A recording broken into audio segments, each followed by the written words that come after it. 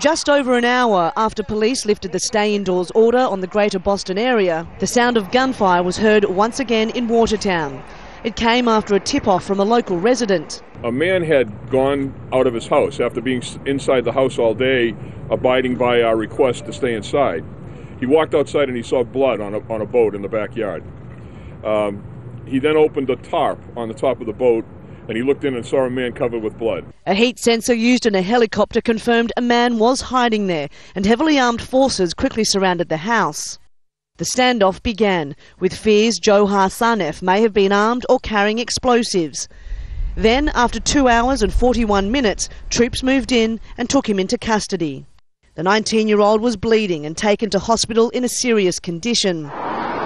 A few hours beforehand, investigators announced they had no idea where the suspect was hiding. It was a very long, arduous day, and you had to worry at every moment that you weren't going to capture this suspect, and that people would have to worry and be concerned about their own safety, and it was great to have it done. The streets were almost deserted as hundreds of thousands of residents locked their doors while SWAT teams swept through the city. It was an extraordinary safety measure at the hands of one man, and the public was praised for its cooperation.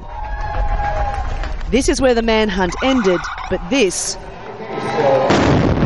is where it all began.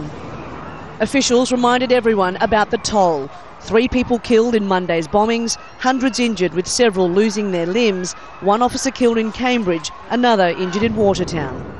Johar Sanef has been taken into custody alive, and now the legal process begins. Investigators will be desperate to question him about whether he had outside help, how he prepared and carried out the attack, and the question everyone is asking, why?